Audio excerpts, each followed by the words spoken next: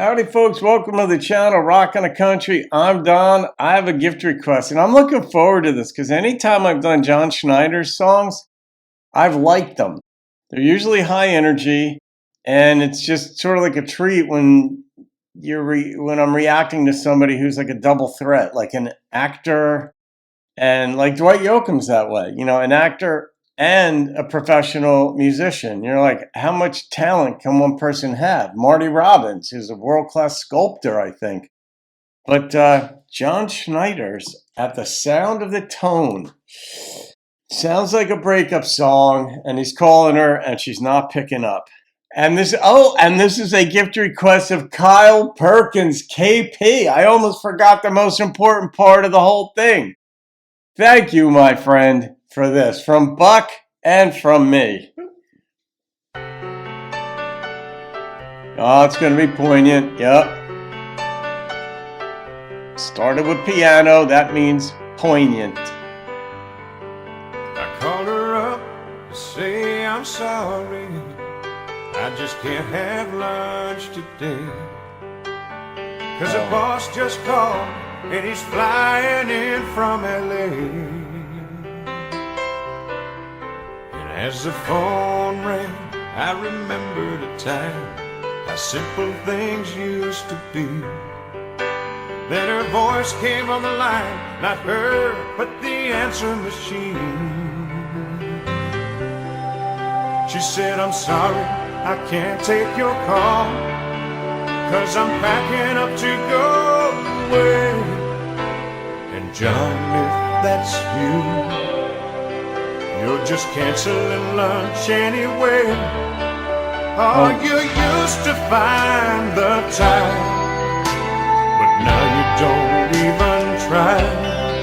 So at the sound of the tone, you're on your own. Goodbye. Man, that's broadcast to anyone who calls. I ran down to the street and I caught a cab. God, I had to get back home. But the house was empty except for the coat of phone. It didn't take her long to get out. Tears came, I remember the time, how happy we used to be. And I'll never forget the last words she ever said to me. She said, I'm sorry, I can't take your call, 'cause I'm packing up to go away. And John, if that's you, you're just canceling lunch anyway. Oh, you used to find the time, but now you don't even try. So at the sound of the tone, you're on your own. Goodbye. She said you used to find the time, but now you don't even try. So at the sound of the tone, you're on your own. Goodbye.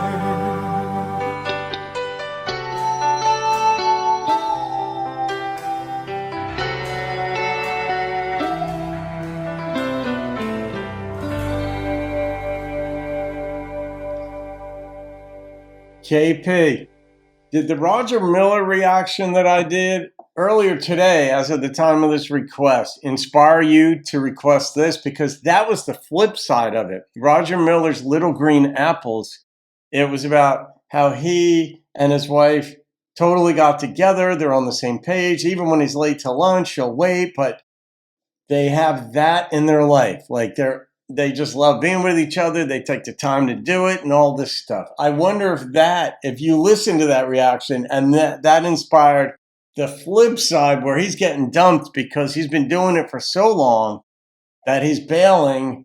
And, you know, in his defense, you know, when you don't know all the details of a relationship breakdown, you consider all the possibilities. I know as a life coach, when I am working with my clients on relationship things, you look at what they might be getting right and they're just being read, for example, or an overreaction or what have you. But I will say, in the guy's defense, as represented in this song, it can be very confusing as a man who's going out and working. And now you have new relationships. And there's only so much bandwidth, but you need to make the money. And maybe you're climbing the corporate ladder, maybe you're not. And it's easy to assign fault to somebody in that. And it happens for women too, who are power players on Wall Street or wherever they go. That, you know, it can be like, oh, they're insensitive or they're this. But it can be very confusing because you're in a relationship and you're both presumably working. That's kind of how it works today, especially when you're in your 20s. Both are going to work. And then the idea behind work is to make advancement, get a better salary, get more responsibility. But that responsibility means I can't go to the ball games when I wanted to. I can't go to dinner as much. I can't go on vacation as much. And it can be confusing about where do you draw the line? Where do you say, okay, in my career, I've advanced far enough?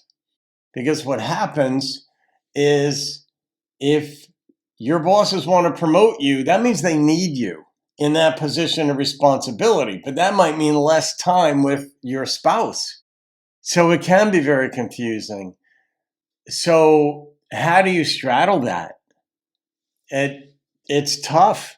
But he's finding there's a price to be paid. On her side, I guarantee it, she'd been giving him a number of warnings. It isn't just like one day he calls and she's not there and she's gone, like she quietly leaves. People don't quietly leave like this. There's always a build-up to it, and it just means in all likelihood he wasn't taking it seriously. It sounded like John was really identifying with this, KP.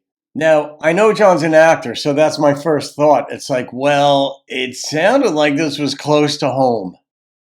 And maybe some of the details were changed, the answering machine message or whatever it was, but it sure sounded like he was identifying pretty closely with it. But he's an actor, so you just don't know. He can go into that frame of mind where it's him in the song. And he's trained at that. I don't know, but that was a beautiful song, beautifully done. And he's got a great voice too. But when they start with piano like that, you know it's poignant and it's going to touch heartstrings. So, all right, I'm going to rate this one. And the number that popped into my head was a 9.1. There was this emotional component. He sang it with emotion. It wasn't flat. It wasn't two-dimensional. Some songs, even by A-listers, are occasionally two-dimensional or even one-dimensional. They don't really hit the emotions. They don't really hit the literary component where the thoughts are developed well within the song or instrumentation. It all can be kind of flat. But this had enough to push it into the 9. It was a 9.1 that popped into my head. And I like every so often he gave it an oomph in the song. But I love the reference to the message machine. Because I remember when they came out, there weren't message machines. And then sometime in the 70s, there were message machines. And you had to make sure that you rewound the tape. Or when somebody was leaving a message, if it was at the end of the little micro cassette, they couldn't leave a message any longer. Like it would cut them off. So it'd be like, sometimes you get a message like, hey, this is boop, and it would be done because you forgot to rewind the tape after you listened to the messages. And so maybe that's part of it too, the nostalgia. So KP, my friend, that was beautiful. Thank you for that. And that's it. All right, guys, have a wonderful day. I'll see you on another video and keep rocking the country. She said, I'm sorry, I can't take your call, 'cause I'm packing up to go away.